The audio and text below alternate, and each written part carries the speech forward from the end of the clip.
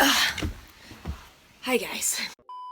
So I'm taking a break from my usual Chinese teacher, blogger, podcast things to talk a little bit about a movie that came out on Netflix a couple of days ago called Tigertail. If you haven't seen it yet, it's a quick watch. It's 90 minutes long. It's directed by Alan Yang, who is also known for his work on Master of None, as well as some other things. It talks about Alan's father's story, a highly fictionalized take on his father's story, his coming to America story as a Taiwanese immigrant during the late mid-70s. I watched Tigertail the day after it came out. I was really excited for it as a Taiwanese-American person to see bits and pieces of my parents' homeland kind of on the big Netflix screen. But I walked away with it with a couple of really big questions that I felt just so compelled to turn on the camera and talk to all of you about because you all care. I think the biggest question that I walked away from this asking was, is Tigertail an Asian American film? Who gets to claim this story as theirs? Why do Asian Americans seem to always be looking for that movie that truly highlights the Asian American experience? And can or should that movie even exist? If any of those questions pique your interest, keep watching. So a quick plot summary. Tigertail tells the story of a Taiwanese man who is looking back on his decision to move to America to follow his dreams, only to find that his life in America turned out to be anything but. A review posted on Vox described the theme of the movie as touching on the little discussed emotional consequences of single-mindedly pursuing the American dream. What this movie does a great job of doing is talking about how in the midst of all this change, in the midst of him chasing his dreams and moving to new places, what kind of toll that takes on his familial relationships, particularly that between him and his wife, as well as him and his children. There were some immediate parallels that were drawn between Tigertail and The Farewell, which is a movie that came out on the big screen a couple of months ago and is also about Asian family relationships. If you're not familiar with The Farewell already, it centers around a young Chinese-American woman whose entire family decides to collectively lie to her grandmother by hiding the fact that she herself is dying from a terminal illness, and the ethical and cultural angst that this woman experiences being forced to take part in this lie. To be honest, I wasn't actually a huge fan of The Farewell because it seemed to me to overly center the Asian American experience at the expense of flattening the complexity of a lot of the older generation Asian characters in the movie, which I think a lot of Asian American media tends to be quite guilty of. This is an important point that we'll talk about in much greater length in just a bit. The Asian American media response to Tigertail tends to describe the movie as being about this father-daughter relationship, while Taiwanese Americans in particular describe the film as feeling uniquely and warmly familiar. Things like hearing Taiwanese being spoken and connecting with that with their own life experiences. A lot of Taiwanese Americans describe this film as being somewhere where they felt seen and their experiences were highlighted, both emotionally, aesthetically, if only because there's so little media out there targeted at Western audiences that portray Taiwan at all. Tigertail as a film is significant because it was released worldwide on Netflix and is marketed internationally, particularly to English-speaking audiences, some of whom, I don't know, might just stumble on the film accidentally while looking for another Netflix product with tiger in its name. I'm kidding about the latter point. It's a brilliant stroke of luck, but it wasn't intentional. But the point still stands that Asian Americans, particularly Taiwanese Americans, are excited about this film because it is being released to Western audiences and, in our minds, is now framed as an Asian American film. But my question is, why do we as Asian Americans think that every Asian movie that is marketed and released towards Western audiences is automatically about us? There's this recent phenomenon, or I don't know how recent, of every Asian film that's released to English-speaking audiences as being marketed as an Asian American story. The most famous example of this is, of course, Crazy Rich Asians, which is lauded as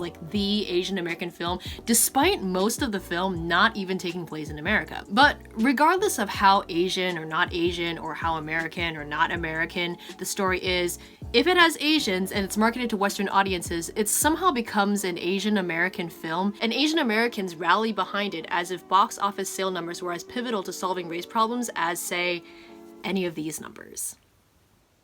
Quick unpopular opinion. Asian representation in media is neat and all, but it is a failing though well-intentioned attempt to solve racism at its best and a classist capitalist neoliberal fantasy at worst. I'll link an article in the description that explains this in greater detail. Okay, so Asian media representation isn't gonna solve racism, but perhaps its value is just in its catharsis.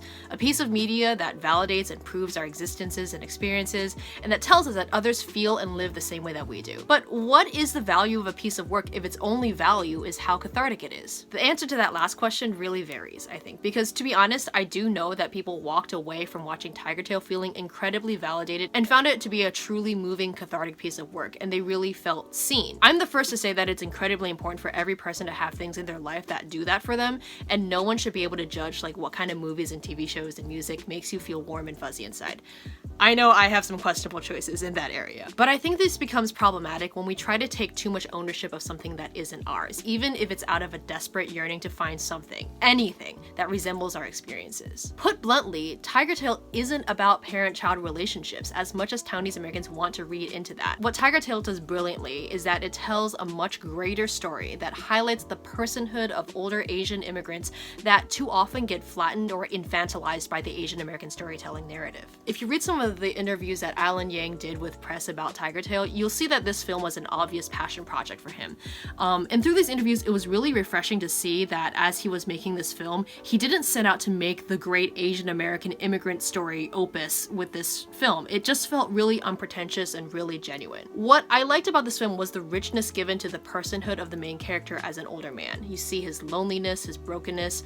It's full of his unfulfilled dreams about his relationships with a whole bunch of people, most notably his wife and his old flame, not with his daughter, a character that reviews on the film have almost universally critiqued as being the weakest part of the story. I'm all for Asian American films that don't set out to answer the big Asian American question because it's just so big and so complex. And as an Asian American myself, I know that I, alongside many people who are like me, lack so much perspective that is needed to really tell that story completely.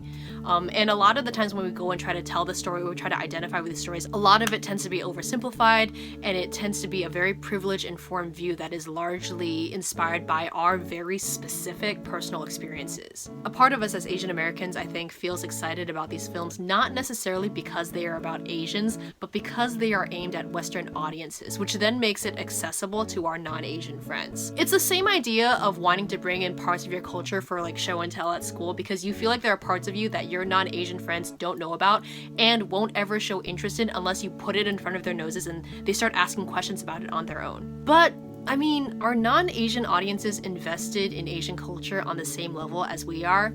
Of course not. Do they have an obligation to be? Well, greater cultural competency and empathy and an effort to understand cultures that aren't your own are always in short supply, so it'd be nice, but no. And even if they did, film and art tend to be a really, in my opinion, inefficient way of solving the problem. It's an inoffensive gateway that can attract a lot of people into asking deeper and better questions, but it's not a magic pill. But perhaps a more pointed question would be, why do Asian Americans care way more about Asia-centric media once it interfaces with the Western world? To this day, I'm still baffled by the rallying call spawned from Crazy Rich Asians because it was not a great film. But I think we as Asian Americans were super excited about it because it was a film that was slated for a nationwide release across the US. It's a film that your coworkers and your classmates might want to see without you tracking them to it and them sitting through it as a cultural experience. You could probably make the same argument for like BTS and K-pop, which I'm sure is not like everyone's cup of tea, but I also know that there are people who are saying, you know, K-pop's not my thing, but I'm all for Asian men being seen as desirable. But as we're thinking about this, and as we're thinking about these cultural Asian products that we're now like kind of lauding because they are part of the Western mainstream, consider how much of the authentic culture that we want so desperately to be portrayed in Western media has to be flattened in the interest of staying marketable. There will always be things about Asian culture that will be way too foreign for Western audiences to find palatable. There are still concessions and compromises to authenticity that you need to be ready to make if your end goal is widespread reception, which, to be honest, seems to be the goal of the many Asian Americans who like carry the banner of more Asian representation in media as their primary means of activism. But the greatest counterexample to all of what I've been saying though is Parasite and the fuss about having to read English subtitles. I honestly think a ton, or maybe most, like white folks would still be griping about the subtitle reading thing if it weren't for social media pushback on it, which I think Asian Americans took no small part in, which makes sense because Asian Americans I think tend to be regular connoisseurs of Asian or foreign media with subtitles, things like K-dramas or anime or whatever. But consider that Parasite was just a really incredible and amazing film by any metric, validated by a boatload of awards and honors, and you still got people who are reticent to even watch it because it's just too far outside of their reality. Now, if your friends are mostly young and liberal and woke and diverse, you will probably not experience any of what I'm saying, but trust me, it is happening. As a Taiwanese person, Tigertail, in my opinion, is a far, far cry from what I would think to be representative of the Taiwanese-American, Taiwanese, or Taiwanese immigrant experience. Not because it doesn't try to be those things, but because it's just a weak film in a lot of places. One might argue that that's an unfair argument to make because there's just so little Taiwanese media out there. But the thing is that there isn't. There is a ton of amazing Taiwanese films already out there. Right after I watched Tigertail with my parents, my dad was like itching for more Taiwanese stuff to watch. So I randomly typed in Taiwanese movies on Netflix and came up with A Son, which none of us had ever heard of.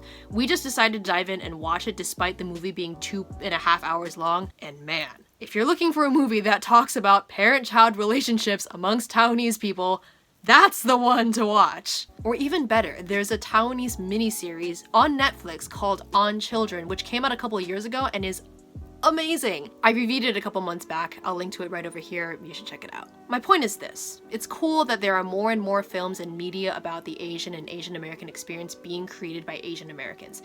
And I understand what it took to get there. To find an Asian American director, Asian American writers, Asian American actors and performers, all when these are all careers that are on the list of careers that are not encouraged amongst Asian Americans and will, according to your Asian mother, send her to an early grave. Like, that's a huge deal. That's a lot of work. But these movies, these so-called Asian American movies, are not the end of the line, and we ought not treat them as such just because they have the privilege of Western press and exposure, especially since there already exists a ton of amazing work from the motherland that would crush universal standards of quality but just can't access an entry point into mainstream Western media because, plainly put, Western audiences aren't at a place where they can look at pure, unfiltered Asian culture and be like, not only do I accept this, but I'm willing to throw down money to experience more of it. There's a big leap between mere tolerance and true enjoyment. I think Tigertail, as it was meant to be watched as like a movie that highlights this like older Taiwanese man's experience as an immigrant, is as much an Asian American film as Parasite was, in that it isn't a very Asian American film at all. And that's fine. Not everything has to be about our own experiences with our emotionally stone cold Asian fathers or like traumatizing piano recitals. Keep in mind that if you're an Asian American, your experiences as an Asian American aren't necessarily universal, and the acceptance of Asians into the Western media mainstream need not revolve around you. It's like we're looking for our own highly personal story within films that are meant to feel relevant and relatable to anyone watching. And when you look at it that way, it really seems like we're just begging for scraps. But at the same time, we all want to be seen. And you can. You just have to look in many different places. Maybe it's the sound of the Family Mart jingle in a movie like A Son. Maybe it's the chapaguri in Parasite, or the look of a street sign or a storefront you might have seen on a summer family vacation back to Asia. Maybe it was even the sound of Taiwanese being spoken, or a father's admonishment to stop crying and be strong, as in Tigertail. For many Asian Americans, it often feels like our Asianness is the most visible and most invisible part of ourselves. We seek out relatable media to validate the parts of us that feel unseen, but these parts of us are just as unique as we are. It's okay if a single Asian American film doesn't feel 100% like us. Do the director a favor and don't reshape the film's narrative to be something that it's not. There's plenty of Asian media already out there that does tell your story, albeit at times in fragments. But when is the diaspora experience not about putting back together fragmented pieces anyway?